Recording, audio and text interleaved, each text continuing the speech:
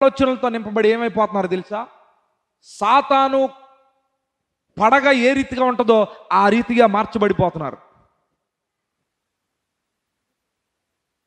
సొంత కుటుంబీకులను ఈర్ష్యతో, ద్వేషముతో, అసూయతో ద్వేషించిన వారిగా మార్చబడుతున్నాడు. ఎవడు? ఈ సౌలు వంటి వారు అనేక మంది. ఒకవేళ నీ జీవితంలో కూడా అలాంటి వారు నీ రక్త సంబంధికుల్లోనే, నీ తల్లిదండ్రులుగానే మార్చబడ్డారేమో చూడండి. ఈ లోకంలో దేవుడి తర్వాత అత్యంత ప్రేమగా చూసేది ఎవరంటే తల్లి అంట. దాని తర్వాత ఎవడున్నాడంటే తండ్రి అంట. దాని తర్వాత ఎవడంటే దేవుడు అంట. అప్పుడంట దేవుడు. కానీ ఈరోజు ఆ తల్లిదండ్రుల పేరుకు మచ్చ తెచ్చేటువంటి పనికి మాలిన స్థితి కలిగిన వారు ఉన్నారు అనేక మంది. ఒకవేళ బహుశా నీ తల్లిదండ్రులు కూడా అలా ఉన్నారేమో. అయితే ప్రభు నిన్ను ధైర్యపరచడానికి ఈ వాక్కును మనకు తేట తెల్లగా బయలుపరుస్తున్నాడు. ఏంటో తెలుసా? ఒకని తల్లి తనను ఆదరించినట్లుగా నేను నిన్ను ఆదరిస్తున్నా. ఒకని తల్లి మరచినను నేను నిన్ను విడువను, ఎడబాయను అన్నాడు. ఒకని తండ్రి తనను కుమారుని హత్తుకున్నట్లుగా నేను నిజమైన తండ్రిగా నేను నిన్ను హత్తుకుంటాను. దేనికి స్తోత్రం కలుగును గాక. హల్లెలూయా, హల్లెలూయా. ఈ లోకమైనటువంటి సంబంధాలు, ఈ లోకపరమైనటువంటి రక్త సంబంధికులు ఎవరు కూడా నీకు రక్షణ, భద్రత, క్షేమాన్ని కోరుకోరు. కానీ మన దేవుడు నీ రక్షణను కోరుకుంటున్నాడు. మన దేవుడు నీ యొక్క విజయాన్ని కోరుకుంటున్నాడు. మన దేవుడు నీ యొక్క అభివృద్ధిని కోరుకుంటున్నాడు. మన దేవుడు నీ యొక్క క్షేమాన్ని, రక్షణను కోరుకుంటున్నాడు. దేనికి స్తోత్రం కలుగును గాక. ఈ సౌలు దావీదు మీద పన్నాగాలు పన్నాడు. నా కుమార్తెనిస్తా, నా కుమార్తె చాలా సౌందర్యంగా ఉంటుంది. దావీదు అనుకున్నాడు, దావీదుని గురించి అనుకున్నాడు ఏంటో తెలుసా? రాజు యొక్క కుమార్తెను చేసుకోవడం అంటే ఏంటి? ఒకటి అధికారం, రెండోది బలగం, మూడోది చక్కటి భార్య. లోకపరంగా ఇవన్నీ ఆశిస్తారు. దావీదుకు కూడా స్వల్పమైన ఇష్టం కలిగింది. ఎందుకంటే దావీదు ప్రార్థనలో కూడా ఏమంటుందో తెలుసా? నన్ను ఎక్కలేనంత ఎత్తైన కొండకు నన్ను ఎక్కించు ప్రభువా అని ప్రార్థన చేస్తాడు. దేవుడు ఎక్కించే సందర్భం వచ్చేసింది అని దావీదు కూడా ఇష్టపడ్డాడు. అయితే ఆ సందర్భం దావీదుకి అర్థమైపోయి, ఓకే, రాజు అయినటువంటి సౌలే ఆయన కుమార్తెను నాకిస్తానన్నాడు అనే ఒక స్వల్ప సంతోషం దావీదుకి కలిగింది. ఈరోజు పెద్ద సంబంధాలు వస్తే మనం చేసుకోవా? ఏమ్మా, నీ కుమార్తెకి ఐఏఎస్ ఐపీఎస్ అధికారి వాళ్ళ కుటుంబంలో నుంచి ఒక సంబంధం వస్తే చేసుకోవా? నువ్వు చేసుకుంటాం. మాకు అంత దాకా అవసరం లేదండి, మన గ్రామ వాలంటీర్ కొడుకు వచ్చినా చాలనుకుంటాం మనం. మరి దావీదు చూడండి, రాజైనటువంటి దావీదు, రాజైనటువంటి సౌలు నా కుమార్తెనిచ్చి చేస్తా, పెళ్లి చేసుకోండి. దావీదుకి ఏమనిపించి ఉంటుంది? అరే, నా ప్రార్థనకు జవాబు వస్తుంది అనుకుని ఉంటాడుగా ఖచ్చితంగా. ఆయన ఏమనుకున్నాడు చూడండి, అక్కడ రాయబడిన మాట మనం చదువుదాం. దావీదు, నేను దరిద్రుడనై ఎన్నికలేని వాడనై ఉండగా రాజునకు అల్లుడగుట స్వల్ప విషయమని మీకు తోచునా అని వారితో అనగా, సౌలు సేవకులు దావీదు పలికిన మాటలు అతనికి తెలియజేసిరి. అందుకు సౌలు ఫిలిస్తీన్ల చేత దావీదును పడగొట్టవలనని తాత్పర్యము గలవాడి రాజు ఓలిని కోరక, రాజు శత్రువుల మీద పగ తీర్చుకొనవలనని ఫిలిస్తీన్లను 100 ముందోళ్లు కోరుచున్నాడని దావీదుతో చెప్పుడనెను. దేనికి స్తోత్రం కలుగును గాక. అంటున్నాడు దావీదు, అంటున్నాడంట, సౌలు గారి కుటుంబం ఎక్కడా, మా కుటుంబం ఎక్కడా? సౌలు గారి యొక్క అంతస్తు ఎక్కడా, మా అంతస్తు ఎక్కడా? సౌలు గారి యొక్క ప్రెస్టేజ్ ఎక్కడా, మా ప్రెస్టేజ్ ఎక్కడా? మేము అత్యంత అల్పులము. బాబు దావీదు, నువ్వు అల్పులు అని తెలుసు సౌలుకి, రాజైన సౌలుకి తెలుసు. అయినా కూడా నీ మీద ఆయనకి అమితమైన ఇష్టం కలిగిందయ్యా. వీరోచితంగా పోరాడుతున్నావు కదా, యెహోవా కొరకు యుద్ధాలు చేస్తున్నావు కదా, నీకు చాలా అద్భుతమైన ఆఫర్ ఇచ్చాడు రాజైన సౌలు. అయితే ఓలిని కోరట్లేదు ఆయన. అంటే ఓలి అంటే వారి నుంచి కొన్ని సాంప్రదాయకరమైన కార్యక్రమాలు కోరుకోవట్లే ఆయన కోరుకునేది ఏదైనా ఉందంటే ఏంటిది? మన శత్రువుల మీద నువ్వు పగ తీర్చుకొని 100 మందిని నువ్వు చంపగలిగితే ఇక నీకు రాణినిచ్చి పెళ్లి చేస్తాడు. తన కుమార్తెనిచ్చి పెళ్లి చేస్తాడు. అప్పుడు నువ్వు రాజు స్థాయిలో నిలబడతావు. రాజు తర్వాత నీవు ఏమైపోతావంట? రాజు అయిపోతావు.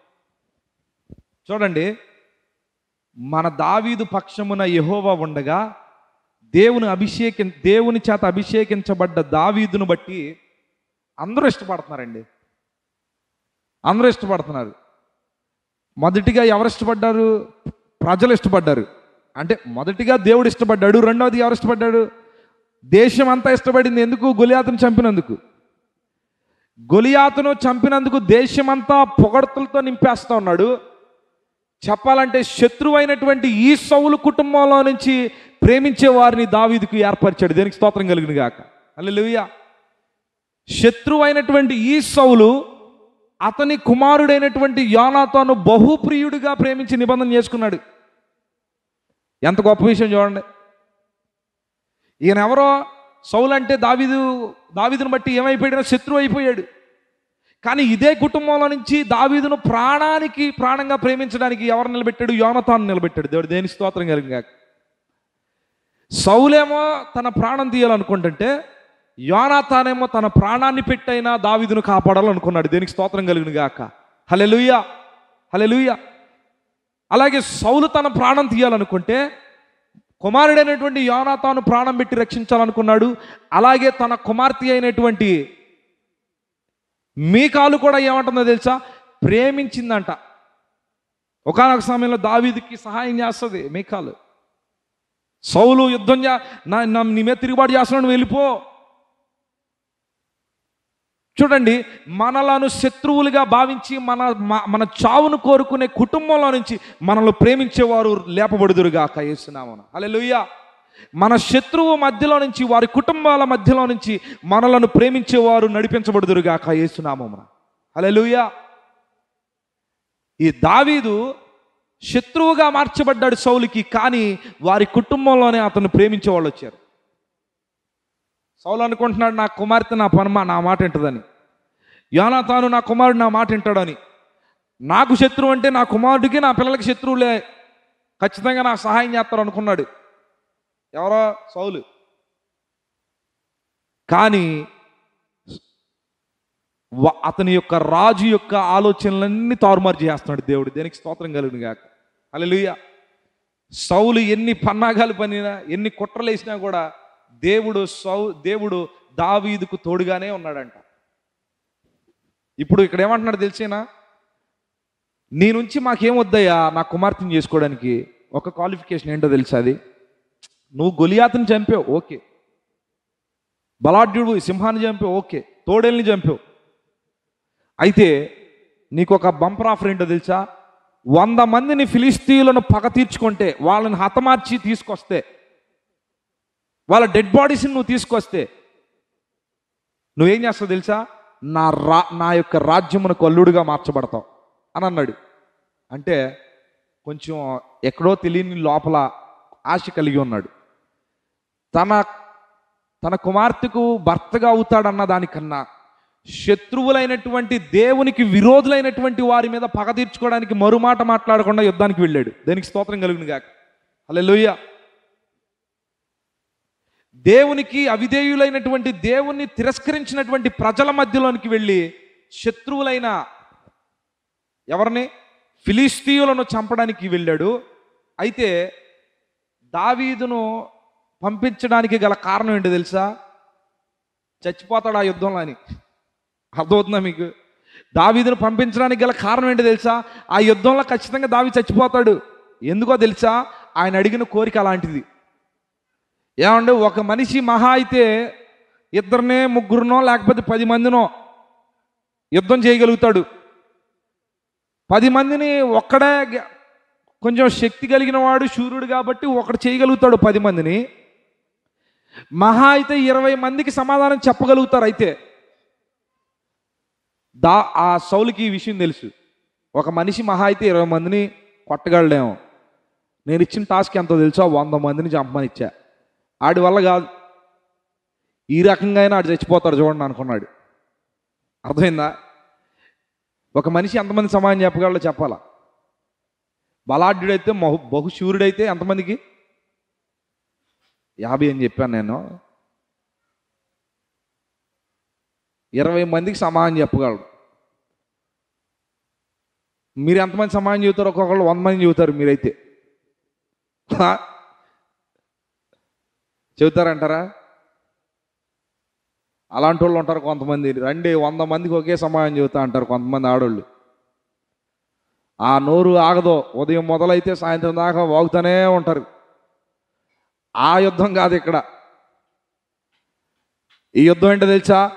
నువ్వు 100 మంది తలకాయలు తీసుకురా అని అన్నాడు.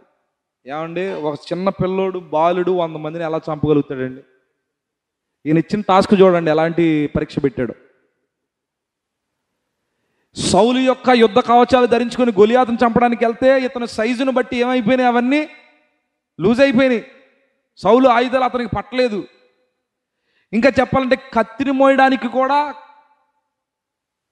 కొంచెం బలం తక్కువగానే ఉంటుంది బాలుడు కాబట్టి. అలాంటి ఈ వ్యక్తికి చూడండి, తనకు తలకు మించిన భారాన్ని అతని మీద పెట్టి, నువ్వు గెలిస్తే ఇక్కడ రాజ్యం నీదే అని చెప్పి ఒక ఆఫర్ ఇచ్చాడు. అనుకుంటున్నాడు ఇక నా నా వస్త్రాలే అతనికి పట్ల, నా యుద్ధ కవచాలే అతనికి పట్ల. ఏదో ఒక గొలియాతుని చంపినంత మాత్రం వీడు పెద్ద శూరుడా? అయితే ఈ 100 మందిని చంపే క్రమంలో ఫిలిస్తీన్ల చేతిలో, ఇక్కడ అందుకే ఆయన 17వ వచనం అంటాడు, నా చెయ్యి వాని మీద పడకూడదు, ఫిలిస్తీన్ల చెయ్యి వాని మీద పడును గాక అన్నాడు.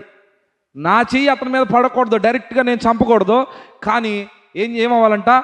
ఫిలిస్తీన్ల చేతిలో ఇతను చచ్చిపోవాలని ఈ ప్లానింగ్ అంతా హెచ్చించాడు, రాశాడు. రాత్రి పగళ్ళు ప్రణాళిక సిద్ధపరచుకున్నాడు. వెళ్ళాడు యుద్ధం చేయడానికి. ఆయన యుద్ధం చేసేది ప్రతి యుద్ధం కూడా దేవుని కొరకు మాత్రమే యుద్ధం చేశాడు, కానీ నేను అల్లుడు అవ్వాలని యుద్ధం చేయలే. శత్రువుల మీద పగ తీర్చుకోండి అంటే అపవాది మీద దాడి చేయడానికి వెళ్ళాడు ఈ దావీదు. అపవాది మీద యుద్ధం చేయడానికి వెళ్ళాడు ఈ దావీదు. అయితే ఆశ్చర్యకరం ఏంటో తెలుసా? ఈ బాలుడైన ఈ వ్యక్తి 100 మందిని చంపండిరా బాబు అని అంటే ఏకంగా 200 మందిని తీసుకొచ్చి సౌలు దగ్గర పడేశాడు. దేనికి స్తోత్రం కలుగును గాక. హల్లెలూయా, హల్లెలూయా, హల్లెలూయా. సౌలుకి దిమ్మ తిరిగిపోయింది అంతే యేసునామమున. రే బాబు, 100 మందిని చంపావా? 100 మందిని చంపడమే పెద్ద గొప్ప విషయం అయితే 200 మందిని చంపావా? ఎంత ఆశ్చర్యం, ఎంత ఆశ్చర్యం. చూడండి, మన దేవుడు కూడా అలాగే చేస్తాడు మనల్ని. దేనికి స్తోత్రం కలిగిన గాక. దావీదు చంపాడు కదా అంటే నువ్వు కూడా వెళ్ళిపోయి నీ మీద అన్న వాళ్ళని, నీ మీద మీ నాన్న మీద శత్రువులు ఉన్న వాళ్ళందరూ కత్తి తీసుకొని వెళ్ళి ఏమంటారు కుంఫులు కరాటీలు నేర్చుకొని చంపేసి వాళ్ళ తలకాయలు తీసుకొచ్చి మీ నాన్న ఎదురు పెట్టి కొంప తీసి, అలాంటిది కాదు. అపవాది అయిన సాతానును నీవు ఎదిరించే శక్తి కలిగి ఉండాలి. దావీదు వ్యక్తిగతమైనటువంటి ఆ సందర్భాల్లో శారీరకమైన యుద్ధాలు జరిగినాయి. ఈ దినాల్లో ఆధ్యాత్మిక యుద్ధాలు జరగాలి యేసునామమున. హల్లెలూయా. ఆధ్యాత్మికంగా అపవాది అయినటువంటి సాతాను మీద యుద్ధం జరగాలి. అందుకని ఎఫెసీయులకు రాసిన పత్రిక 6:12 వాక్యం అంటాడు కదా, ఏలయనగా మనం పోరాడుచున్నది శరీరులతో కాదు, నాట్ బై ఫ్లెష్. శరీరులతో కాదు మన యుద్ధం, అంధకార సంబంధమైనటువంటి దురాత్మల సమూహాలతో మన యుద్ధం. దావీదు చంపాడుగా, నేను కూడా చంపేస్తానని. అలాగే దావీదు సింహాన్ని చంపాడు, కానీ ఈ మధ్య ఆ బోన్లోకి వెళ్ళిపోయి పనికి మాలిన భక్తి కలిగిన వాళ్ళు అందరూ వెళ్ళిపోయి దాంట్లో సింహాలకు బోన్లోకి వెళ్ళిపోయి సింహాపు గుహలో నేను ఉంటాను, నన్ను ఏం చేయు అని మూర్ఖులుగా ప్రవర్తిస్తున్నవారు అనేక మంది ఉన్నారు కొంతమంది. అలాగే పాములు ఎత్తి పట్టుకుందును అన్న వాక్యాన్ని తీసుకొచ్చి ఏం చేశారంటే ఆ పామును ఎత్తి పట్టుకున్నాడు పాస్టర్ గారు. ఎట్టాగే ఎత్తి పట్టుకుంటే ఆ పాము చాలా భయంకరమైనది, కింగ్ కోబ్రా కంటే భయంకరమైన పాము. అది ముఖం మీద కాటు వేసింది. ఇలాంటి మూర్ఖులు ఉంటారు. దావీదు చేసింది ఆ దినాలలో శారీరకమైన యుద్ధాలు అయితే, యేసుక్రీస్తు ప్రభుల వారు చేసింది ఆధ్యాత్మికమైన యుద్ధం చేశాడు. ఈరోజు మనల్ని కూడా చేయమంటుంది ఏంటో తెలుసా? వ్యక్తిగతమైన యుద్ధాలు కాదు, సాతాను మీద తిరుగుబాటు చేసే శక్తి నీవు కలిగి ఉండాలంటున్నాడు. దేనికి స్తోత్రం కలుగును గాక. శరీరులతో మన యుద్ధం కాదు.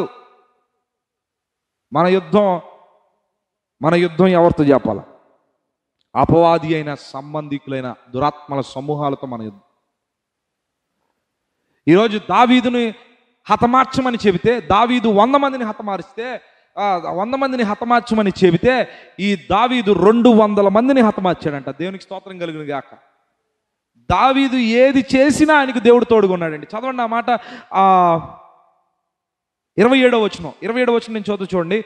గడువు దాటక మునుపే లేచి తన వారితో పోయి ఫిలిస్తీన్లలో 200 మందిని హతము చేసి వారి ముందొళ్ళు తీసుకొని వచ్చి రాజునకు అల్లుడగుటకై కావలసిన లెక్క పూర్తి చేసి అప్పగింపగా సౌలు తన కుమార్తె అయిన మీకాలును అతనికిచ్చి పెండ్లి చేసెను. యెహోవా దావీదునకు తోడుగా నుండుటయు తన కుమార్తె అయిన మీకాలు అతన్ని ప్రేమించుటయు సౌలు చూచి దావీదునకు మరీ ఎక్కువగా భయపడి, చూడండి ఆ మాట, ఎల్లప్పుడూ దావీదు మీద విరోధముగానే ఉన్నాడంట. భయపడుతున్నాడు, విరోధంగానే ఉంటున్నాడు ఈ పనికి మాలిన సౌలు. మన క్రియలను బట్టి, మన హెచ్చింపులు, మన స్థితిగతుల్లో హెచ్చింపు దేవుడు చేస్తున్న విధానం బట్టి ఇతరులు భయపడుతూనే ఉంటారు. కానీ కొంతమంది ఆ భయాన్ని బట్టి దేవునికి లోబడతారు. కానీ కొంతమంది సౌలు లాంటి వాళ్ళు ఉంటారు. వీడు ఎంత హెచ్చింపబడినా దేవుడు అతనికి తోడుగా ఉన్నా నా ప్రయత్నంతో నేను అతన్ని పడేయాల్సిందే అనుకుంటారు. అపవాది ఈ ఎరలు చూపాడు. ఈ ఎరను బట్టి దావీదు కూడా ఈ ఎరను ఉపయోగించుకొని చచ్చిపోతాడు అనుకున్నాడు. కానీ దావీదుకు ఎవరు తోడుకున్నారు? యెహోవా తోడుగా ఉన్నాడు. అపవాది కూడా కొన్ని ఎరలేస్తాడు. ఈరోజు నువ్వు మందిరానికి వెళ్ళడం అవసరమా? వ్యాపారం చేసుకుంటే 4 రూపాయలు రావు. ఈరోజు మందిరానికి నువ్వు వెళ్ళడం అవసరమా? ఉద్యోగానికి వెళ్తే ఓటీ రాదు. ఈరోజు మందిరంలో ఉండడం నీవు అవసరమా? నీ బంధువులు వచ్చి ఉన్నారు. ఈరోజు మందిరంలోకి వెళ్ళిపోయి ఆ 4 మాటలు వినటం అవసరమా? లైవ్లో కూడా చూసుకోవచ్చుగా. ఈరోజు మందిరంలోకి వెళ్ళిపోయి నువ్వేదో పొడిచేది ఏం లేదు కాబట్టి, నువ్వేదో సాధించేది లేదు కాబట్టి చక్కగా ఇంట్లోనే ఉండి తిని ప్రశాంతంగా పడుకోవచ్చు కదా, స్వల్పమైన బలహీనత అని అపవాది ఎరలు వేస్తూ ఉంటాడు. దావీదుకి దేవుడు ఎందుకు తోడే అన్నాడు తెలుసా? నేను చిరకాలము యెహోవా మందిరంలో నివాసం చేసేదను. దేవునికి స్తోత్రం కలుగును గాక. హల్లెలూయా. దావీదు అంటున్నాడు కదా, నేను చిరకాలము యెహోవా మందిరంలో నివాసం చేస్తాను, కృపయు క్షేమము నా వెంట వస్తాయి అన్నాడు. అప్పుడు దేవునికి స్తోత్రం కలుగును గాక. ఎరలు వేస్తాడు, బాగా చక్కటి ఎరలు వేస్తాడు. కానీ దావీదు ప్రతి ఎర ఉన్నప్పటికీ కూడా, ఏ ఎర అయినప్పటికీ కూడా యెహోవా అతనికి తోడుగా ఉన్నాడు కాబట్టి, కీర్తనల గ్రంథం 1వ అధ్యాయం 3వ వాక్యంలో అతడు చేయనదంతయు సఫలపరచబడుచున్నది. దేవునికి స్తోత్రం కలుగును గాక. అతడు చేయనదంతయు సఫలమైపోతుందంటే యేసునామమున. ఈరోజు నీకు తోడుగా దేవుడు ఉంటే నీవు చేయనదంతయు సఫలమగును గాక.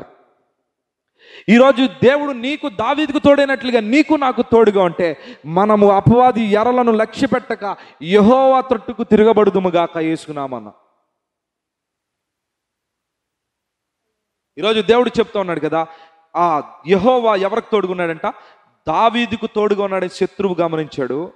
తన కుమార్తె కూడా ప్రేమించడానికి ఆశ్చర్యపోయాడు ప్రేమిస్తుంటే. 30వ వచనం, ఫిలిస్తీన్ల సర్దారులు యుద్ధమునకు బయలుదేరుచు వచ్చిరి. వారు బయలుదేరినప్పుడెల్లను దావీదుకు బహు వివేకము కలిగి ప్రవర్తించుచు రాగా సౌలు సేవకులందరికంటే అతని పేరు బహు ప్రసిద్ధికి ఎక్కాను. ఈరోజు నా జీవితం కూడా ఉన్న ప్రాంతంలో, నీవున్న నివసిస్తున్న స్థితిలో, నీవు నివసిస్తున్న ఆ ప్రాంగణంలో, నీవు చేస్తున్న ఉద్యోగంలో, నీవు చేస్తున్న వ్యాపారంలో, నీవు చేస్తున్న ఆ పనిలో దేవుడు నిన్ను ప్రసిద్ధికి ఎక్కించునుగాక. దానికి స్తోత్రం కలుగును గాక. ఈరోజు అక్క సాక్ష్యం చెప్తుంటే అదే అనిపిస్తా ఉంది. ఆవిడున్న స్థితి ఏంటి? ఒకానొక సమయాల్లో దోషించేవారు, లేకపోతే చులకన చేసే స్థితి. అపవాది విపరీతమైన దాడులు, సమస్యలు, తిరుగుబాటులు. అలాంటి సందర్భంలో దేవుని మీద మాత్రమే ఆనుకొని ఉండగా, మందిరంలో కూర్చుండి ఏడుస్తూ ఉండగా, దేవుని సహాయాన్ని కోరుకొని ఉండగా, దైవజనుని సహాయం కోరుకొని ఉండగా దేవుడు తన పక్షాన నిలబడడం మొదలుపెట్టాడు. దేనికి స్తోత్రం కలుగును గాక. హల్లెలూయా. తన కన్నీటిని తుడిచి దుఃఖమును నాట్యంగా మార్చాడు. దేనికి స్తోత్రం కలుగును గాక. ఎవరి ఎదుట అయితే చులకనగా చేయబడిందో వారందరి ఎదుట ప్రసిద్ధికి ఎక్కిపోయింది. ఈరోజు ఆ ప్రాంతం అంతటా కూడా పేరు తెలిసిపోతుంది, మారుమైపోతుంది. దేనికి స్తోత్రం. ఆయన బిడ్డలు ఎక్కడున్నా కూడా హెచ్చింపబడతానే ఉంటారు. దేనికి స్తోత్రం కలుగునుగా. చాలా సంతోషం అనిపించింది అక్కను బట్టి. ఒకానొక సమయంలో భయంకరమైన స్థితి. ఈరోజు యెహోవా దేవాతి దేవుడైనటువంటి మన దేవుడు యేసుక్రీస్తు ప్రభులు వారు తోడుగా ఉండి హెచ్చింపుగా ఒక్కొక్క మెట్టు ఎక్కిస్తూ ఆ ప్రాంతమంతటిలో ప్రసిద్ధిగా మార్చబడిపోయింది. దేవునికి స్తోత్రం కలుగునుగాక. ఈరోజు నా జీవితంలో కూడా దేవుడు ఒక అప్పటి స్థితి మనది స్వల్పమై ఉండొచ్చు. దావీదు స్థితి ఒకప్పుడు స్వల్పమే, కానీ దేవుడు అతన్ని హెచ్చించి అక్కడున్న వారందరిలో ప్రసిద్ధిగా దావీదును చేసినట్లుగా, బానిసైనటువంటి యోసేపును రాజుగా మార్చబడినట్లుగా, అధికారిగా మార్చబడినట్లుగా ప్రసిద్ధికి ఎక్కుదుముగాక యేసునామమున. ఈరోజు నా జీవితంలో అట్టి కృప దేవాతి దేవుడు అనుగ్రహించునుగాక. హల్లెలూయా, హల్లెలూయా. దేవుడి ఇట్టి వాక్యం మన వినికిడిలో దీవించి ఆశీర్వదించునుగాక. ప్రార్థన చేసుకున్న తలలో వంచండి.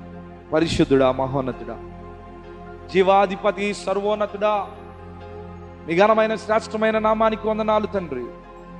ప్రభువా, ఎంతవరకు మీ మాటల ద్వారా మాతో మాట్లాడి మమ్మల్ని ధైర్యపరిచి బలపరిచి మీ వాక్కును నా నోట ఉంచి నాయన ఎందుకు పనికిరా నన్ను వాడుకొని నిలబెట్టుకొని నీ బిడ్డలందరితో మీరు మాట్లాడి ధైర్యపరిచిన విధానం బట్టి మహిమ చెల్లిస్తున్నాం ప్రభువా. నిజమైన ఆయన దావీదుని హతము చేయాలని, దావీదు హెచ్చింపబడితే పడద్రోయాలని, దావీదును హతము చేయాలని, దావీదును నశింప చేయాలని తన సొంత ఆయన ఇదిగో తండ్రి మామయ్య అయినటువంటి సౌలే ఎన్నో పన్నాగాలు, ఎన్నో ఎరలు వేస్తూ ఉన్నాడు. ఈ సౌలు అపవాదికి సాదృశ్యంగా మార్చబడుతోంది. ఈ సౌలు వంటి అపవాది క్రియలు నాలో మాలో జరుగుతున్నాయి ప్రభువా. ఈ సౌలు తిరుగుబాటు చేసినట్లుగా, తన కుమారుడి మీద తిరుగుబాటు చేసినట్లుగా, తన బిడలను తిరుగుబాటు చేసినట్లుగా, ఆఖరికి తన అల్లుడైనటువంటి దావీదును కూడా తిరుగుబాటు చేసినట్లుగా, అలాంటి వారి అపవాది క్రియలను మా జీవితంలో మేము చూస్తున్నాం. అయితే మా పక్షాన నీవుంటే యుద్ధము మీద మీరు జయాన్ని అనుగ్రహిస్తారు ప్రభు. మా పక్షాన ఈ మధ్యాహ్న సమయంలో మీరున్నారు కాబట్టి ఈ మాటల ద్వారా మమ్మల్ని ప్రోత్సహించారు. ఇక మీదట అపవాదికి అపజయం కలుగునుగాక. ఇక మీదట మన మీద అపవాది ఎన్ని ఉరులు వడ్డుచున్నా, అపవాది ఎన్ని ఎరలు వేస్తున్నా, అపవాది ఎన్ని ప్రయత్నాలు చేస్తున్నా ప్రతి ప్రయత్నము విఫలమవుట మనం చూచుదుముగాక. ప్రతి ప్రయత్నం మీద మనం విజయాన్ని పొందుకొందుముగాక యేసు నామమున. Hallelujah, hallelujah, hallelujah. Thank you Jesus. ఈ రాత్రి ఈ మధ్యాహ్న సమయంలో ప్రభు నీ పక్షాన ఉన్నాడు. శత్రువు ఏ రీతిగా వరలు వడ్డినా, ఏ రీతిగా ఎరలు వేసినా నీవు ప్రతి శోధన మీద, ప్రతి బాణము మీద విజయాన్ని పొందుకొందువుగాక యేసు నామమున. హల్లెలూయా. ఈరోజు ప్రభు అంటున్నాడు, నా కుమార్తె, నా కుమారుడా, శత్రువైనటువంటి సౌలు వంటి వారు చుట్టుగుమ్మినను, శత్రువైనటువంటి అపవాదిని చుట్టూ ఎన్నో రకాల దాడులు చేసినను, ఎన్నో రకాల ఉరి వడ్డించినను కూడా నీవు భయపడకుందువో. ఎందుకంటే నిన్ను కాపాడువాడు కునుకడు నిద్రపోడు యేసునామమున. హల్లెలూయా, హల్లెలూయా. నిన్ను కాపాడువాడు కునుకడు నిద్రపోడు. నిన్ను ప్రసిద్ధికి ఎక్కించేంత వరకు ఆయన నిన్ను విడువడు. ఆయన కృపతో నిన్ను నడిపించబోచుండగా ఈ మధ్యాహ్న సమయంలో అట్టి అద్భుతం మన జీవితంలో జరుగునుగాక. ఆయన అభిషేకం మన మీద నిండుగా తోడుగా ఉండునుగాక. ఆయన బలము మన మీద, మన కుటుంబాల మీద ఉండునుగాక. అపవాది అయిన శత్రువును ఎదిరించే శక్తి మనం పొందుకుందుముగాక యేసు నామమున. హల్లెలూయా. తండ్రి, ఈ మధ్యాహ్న సమయంలో ఎందుకు పనికిరా నన్ను వాడుకునే విధానం బట్టి మేము చెల్లిస్తాం. నీ బిడ్డలు ఎంతమంది అయితే ఈ వాక్యాన్ని వింటూ ఉన్నారో ప్రతి ఒక్కరి హృదయాలను బలపరచండి. అపవాది క్రియలను గమనించుటకు, అపవాది తంత్రములను ఆయన ఇదిగో తండ్రి నాశనము చేయుటకు బిడ్డలకు అధికారాన్ని, శక్తిని దయచేయండి, బలమును దయచేయండి, ఆధ్యాత్మిక బలమును దయచేయండి, శారీరక బలము దయచేయండి. దావీదు శారీరక యుద్ధాలు చేశాడు, కానీ ఆధ్యాత్మిక యుద్ధాలు చేసే శక్తిని మీరు కలిగి ఉన్నారు. అట్టి శక్తిని మాకు కూడా దయచేయమని ప్రార్థన చేస్తున్నాం. అలనాడు అపవాది ఎరలు వేశాడు ప్రభుకి, ఇదిగో నీవు శరీరముగా బలహీనం అయిపోయావు, నిజముగా నీవు దేవుని కుమారుడు అయితే ఈ రాళ్లను రొట్టెలుగా చేసుకుని తిని శక్తిని పొందుకో అన్నప్పుడు నా దేవుడు అట్టి కార్యాన్ని చేయలేదు. ఏంటో తెలుసా? శారీరకంగా క్రీస్తు బలహీనంగానే ఉన్నాడు, కానీ ఆధ్యాత్మికంగా పుష్టి కలిగిన ఆధ్యాత్మిక స్థితి కలిగి ఉన్నాడు. దేనికి స్తోత్రం కలిగింది గాక. ఆ దినమున అపవాదిని కాళ్ళ క్రింద వేసి చితక త్రొక్కినట్లుగా ఈరోజు అట్టి శక్తి మనం పొందుకుందుము గాక. శారీరకమైన బలహీనత, శారీరకమైనటువంటి బలహీనతగా మనం ఉన్నామేమో, కానీ ఆధ్యాత్మిక స్థితిలో పుష్టి కలిగిన బలాఢ్యులుగా మనం మార్చబడుదుము గాక. హల్లెలూయా. ఈరోజు ఆధ్యాత్మిక స్థితియే కాదు, శారీరకమైన శక్తి కూడా ప్రభు మనకు అనుగ్రహించును గాక. ఆయన స్వస్థత అనుగ్రహించును గాక, ఆయన కాపుదల అనుగ్రహించును గాక, ఆయన రక్షణ అనుగ్రహించబడును గాక యేసునామమున. ప్రభువా, ఈ వర్తమానాన్ని నీ బిడ్డల్లో హృదయాల్లో ఫలభరితంగా మార్చు. ఎంతమంది అయితే లైవ్ ద్వారా చూస్తున్నారు, ఎంతమంది అయితే వారి హృదయాల్లో ఈ వాక్యాన్ని పదిలపరుచుకుంటున్నారో, మీరే గొప్ప అద్భుతాన్ని జరిగించమని, బిడ్డల జీవితాల్లో మీరే ఆశ్చర్య కార్యాలు జరిగించమని, అపవాది క్రియలను లయపరచమని నజరేయుడైన యేసయ్య అతి శ్రేష్టమైన ప్రార్థించి అడిగి పొందుకొని బిడ్డలందరినీ మీ హస్తాలకు అప్పగించుకొనొచ్చు. నజరేయుడైన యేసు నామమున అడిగి పొందుకొని దీవిస్తూ మీ చేతులకు అప్పగిస్తున్నాము తండ్రి. ఆమేన్, ఆమేన్, ఆమేన్. మన తండ్రి అయిన దేవుని ప్రేమ, కుమారుడైన యేసు క్రీస్తు వారి యొక్క కృప, పరిశుద్ధాత్మ దేవుని యొక్క అన్యోన్య సహవాసం కూడి ఉన్న మనకును సకల పరిశుద్ధులకును ఈ లైవ్లో వింటున్న బిడ్డలకును సదా తోడే ఉండి నడిపించును గాక. ఆమేన్, ఆమేన్. యేసు రక్తమే జయం, శిలువ రక్తమే జయం, ప్రవేశనానికే సంపూర్ణ విజయం, అపవాది క్రియలకు అనంత నాశనం. ప్రవేశనానికి మహిమ, ఘనత, ప్రభావములు యుగాయుగములు కలుగును గాక. ఆమేన్, ఆమేన్, ఆమేన్.